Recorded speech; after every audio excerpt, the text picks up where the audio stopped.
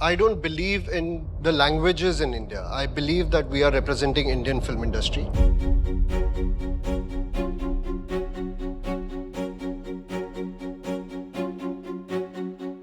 Our job is to take Indian film industry to international level, to make it stand at the same podium where South Korea के लिए Parasite stand हुई थी. The Oscar goes to Parasite. I also want to reach that position जहाँ पे हम जब खड़े होंगे तो पूरी दुनिया देखेगी कि हिंदुस्तान से बहुत ही इंटरनेशनल लेवल की फिल्म आई और at the same time it's entertaining. आप एंटरटेनिंग फिल्म बना रहे हो और पूरी दुनिया के लिए बना रहे हो. मैं आया हूँ बॉम्बे 5 सितंबर 2006 को. I shouldn't have been here. मेरा यहाँ पे होना एक एक्चुअली मिरेकल से कम नहीं है बिकॉज सीवियरली डिसलेक्सिक था. मैं पढ़ नहीं सकता था. इवन नाउ अगर मुझे पढ़ना हो तो 2 पेज या 3 पेज पढ़ने में मेरे को शायद 1 दिन लग जाता है. पढ़ाई में बिल्कुल कमज़ोर था, बहुत ज़्यादा कमज़ोर था. बट हमेशा ड्रामेटिक्स में इन्वॉल्व था बिकॉज घर पे हमारे हमेशा वो माहौल बना रहता था क्लासिकल म्यूज़िक का या प्लेज़ का. हम कभी प्लेज़ के लिए जाते थे, आर्टिस्ट आते रहते थे हमारे घर पे. तो उस तरफ मेरा रुझाव हमेशा ज़्यादा रहा है आर्ट की तरफ and to understand and to read और to watch great stories.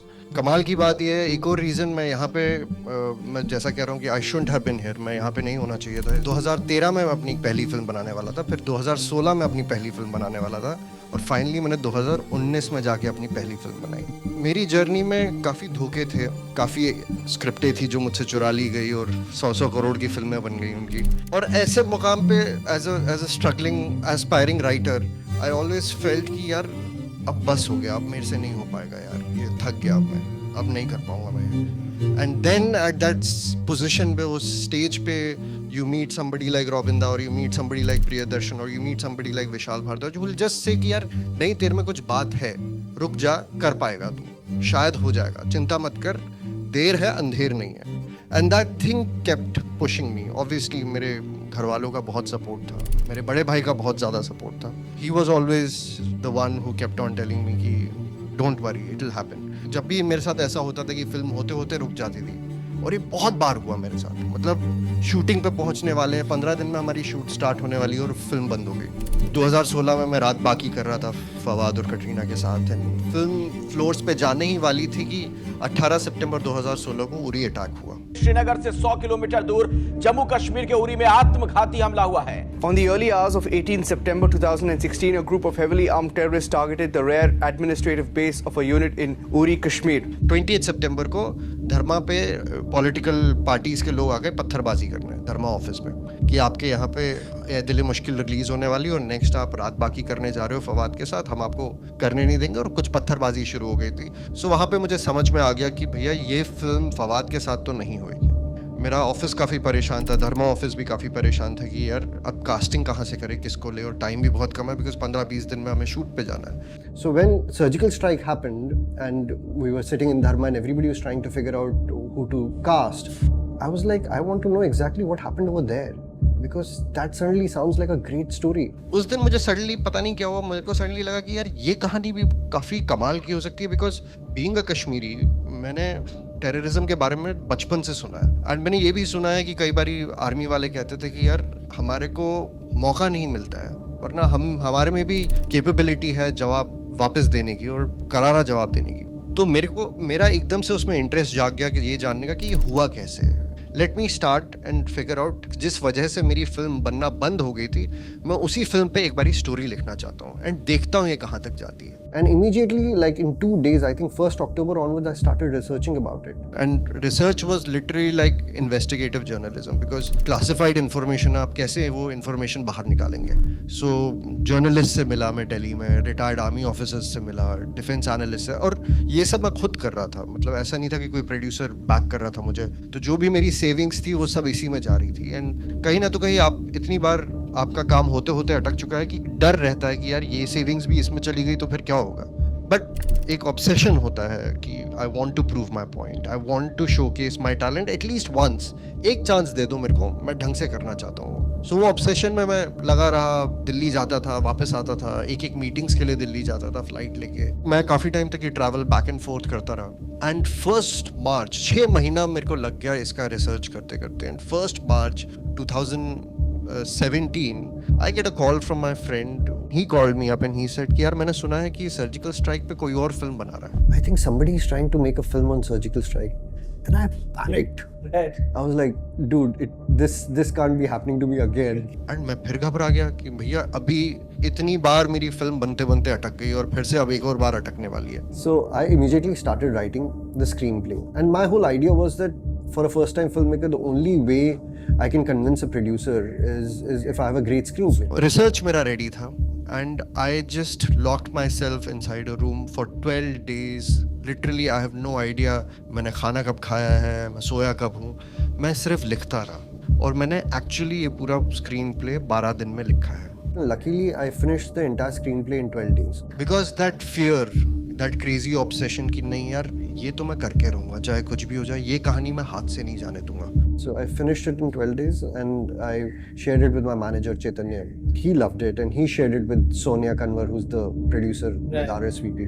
And he told her that you have to read it as soon as possible within 2 hours because somebody is trying to make it. And she read it in 2 hours and then she immediately called up Ronnie and Ronnie was boarding a flight I think to Vizag and she said you have to read it right now. And Ronnie usually takes like 20-30 days to read a script. She got after him कि you have to read it right now no matter what. And luckily Ronnie उस दिन flight में चढ़ रहा था, वाइजैक की flight पकड़ रहा था. तो वो जैसी वाइजैक की फ्लाइट में पढ़ा, शायद उनके पास कुछ और करने को नहीं होगा, तो उन्होंने शायद पहले 2 पेजेस पढ़े स्क्रिप्ट के, फिर तीसरा पेज पढ़ा होगा, फिर चौथा पेज पढ़ा, फिर 5वां पेज पढ़ा. धीरे धीरे करके उन्होंने पूरी स्क्रिप्ट खत्म कर दी. By the time he landed in Vizag, he called Sonia and he said we are doing this film no matter what.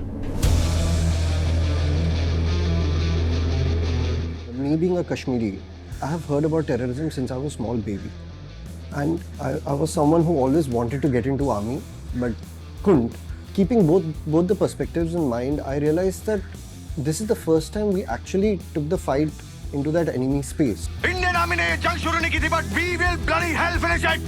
And it has never happened before. It's a tribute to our army, and I was very clear right from the beginning that this is the film where I want to actually show what they go through, what sacrifice they make, and what all they have to go through to keep us safe. Actually जो इस film का budget था, उस budget में first time directors की romantic films बनती हैं, उस पर हम वॉर फिल्म बनाने निकले थे. It was actually very very difficult because every day हमें ऑन लोकेशन अपना एक सर्जिकल स्ट्राइक करना पड़ता था. बिकॉज कहीं ना तो कहीं हमें कैसे भी नए तरीके ढूंढने पड़ते थे to save money. It was one of the most toughest film for everyone. I have worked in this industry for 10-12 years now, and I've worked in a lot of films as assistant and writer and everything. But this film was really difficult for 2 reasons. One was I'm a first-time filmmaker. I got a very limited budget, and it was a war film, and we had to pull off a war film in that budget. We couldn't afford stunt people, so we have 5 big action sequences. That is Chandel, Myanmar, Uri, B1, and B2. In all those 5 sequences, we had only those same 9 stunt people throughout. We were repeating them again. We would put a pagdi on their head, or we give them a scar, or give them a beard. It is exactly the same 9 people in all the action sequences. तो हमारा जो actually काफ़ी सारा action रात में होना था, तो to save money what we decided, because हम लाइट्स हायर करने के लिए पैसे नहीं थे, तो व्हाट वी डिसाइडेड इज़ कि हम 12 स्ट्रीट लैम्प्स बना के रखेंगे पूरी फिल्म के लिए. और पूरी फिल्म में अगर आप ध्यान दें तो हर जगह पे आपको स्ट्रीट लैम्प्स नज़र आएंगे, और वो 12 स्ट्रीट लैम्प्स थे जो हम चकोटी विलेज में यूज़ करते थे, फिर वहाँ से उखाड़ के निकालते थे और B1 के बाहर लगा देते थे, फिर B1 से निकाल के B2 पे लगा देते थे. सो वो 12 स्ट्रीट लैम्प्स है जिसको हमने पूरी फिल्म में घुमाया है और उससे हमने शूट किया है.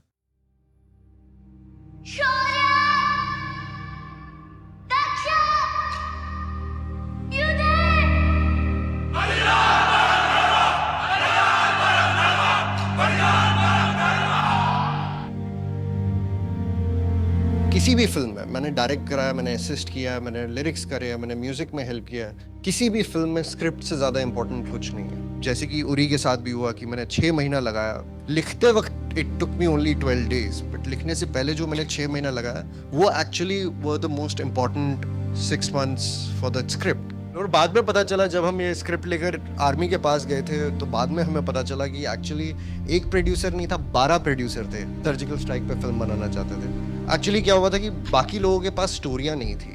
बाकी लोगों का प्लान ये था कि वो आर्मी से परमिशन लेंगे और फिर आर्मी से ही पूछेंगे कि हुआ क्या था. But the point is because ये क्लासिफाइड इन्फॉर्मेशन है, army can not discuss it openly. So जब उन्होंने मेरी स्क्रिप्ट पढ़ी उनको लगा कि हाँ यार ये एक ऐसी स्टोरी है जो काफ़ी क्लोज है रियलिटी के, and at the same time it's portraying army in the right way. Every जो उनका चेकलिस्ट होता है उसमें काफ़ी करेक्ट बैठ रही थी। फिल्म रिलीज़ हुई है और 250 करोड़ पे पहुंच गई है, वर्ल्ड वाइड 400 करोड़ पे पहुंच गई है। Forget about the collections, the kind of love, the kind of appreciation, मतलब इतना सम्मान और इतना प्यार इंडियन आर्मी से लेकर आपके cricketers and sports people and the entire film industry, common जनता, सब ने इतना प्यार दिया इस फिल्म को कि यू सडनली फील कि हाँ यार ऑन द हाइंडसाइड जो भी होता है अच्छे के लिए होता है। After one of the army screenings, families and few soldiers came up to us, and the family members had tears in their eyes at that time, and they said that this is the best representation of the army, the soldiers, and what the families go through. And the best validation for us is when 15, 16-year-old kids are coming up to us and saying that we want to join army, and we decided after watching your film. So it's incredible. Like I definitely couldn't have asked for a better start for my career. It actually feels surreal. It's beautiful. Like we never anticipated this kind of a response from audience, and we truly feel blessed. And thank you. Like we only have gratitude in our hearts, nothing else. What can we expect with your upcoming project with Ranveer and this fantastic gang of actors? How's that experience shaping up? The film is shaping up really, really well. I don't want to say much because what we are trying to create is something that we haven't seen before in Indian cinema. I have to tell you, the next project is insane. I've interacted with a few people working on that project. Aditya Dhar is almost in like a vengeance mode ever since Ashwathama got cancelled. So he is like, I'm going to prove myself and make sure that I'm going to do the magnum opus projects and you're going to depend on me.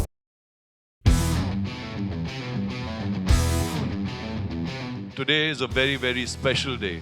It's a very special day because a very special film has been made. And that is this film, Dhurandhar. Thanks to this man, Aditya Dhar.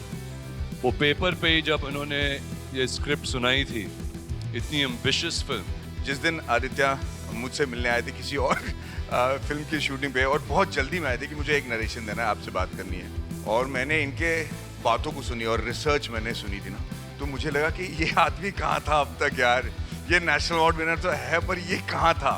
जब sir ने मेरे को ये कहानी सुनाई, मैं तो हक्का बक्का रह गया। मैं सर ऐसे होता ही, हाँ बेटा ऐसा भी होता है। मेरे सौभाग्य में ये रहा है कि मैं बहुत ऐतिहासिक फिल्मों का हिस्सा रहा हूँ, लेकिन मुझे लगता है कि सबसे ऐतिहासिक ये होने वाली है, क्योंकि इस फिल्म जब रिलीज होगी तो एक जॉनर ऑफ फिल्म मेकिंग मुझे लगता है इंडियन सिनेमा में खत्म हो जाएगा। When we first engaged, I was shocked that you were even making something like this.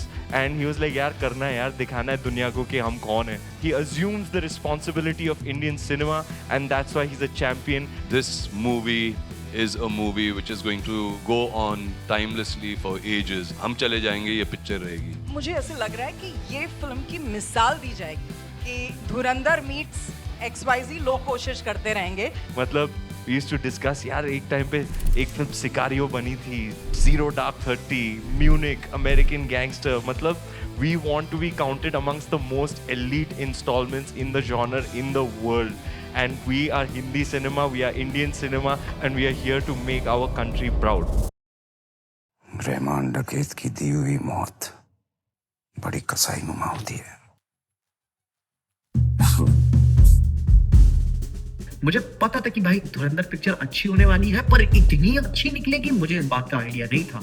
Instead of a popcorn spy movie, Aditya has made a sprawling film that earns its running time of 3.5 hours. पहले frame से ही लेकर picture real life के incidents को अपनी कहानी में place करती है, and I would say उनको बहुत अच्छी तरीके से इंटीग्रेट किया। There's a stark difference between any other Hindi spy film and Dhurandhar, mainly in the way it's presented. The chapter-wise treatment, the character introductions, choice of music, the dialogues, and the way a few dialogues appear on screen with this huge text. The film focuses on what's happening in enemy's territory than our own, जो audience के लिए एक नया aspect होगा।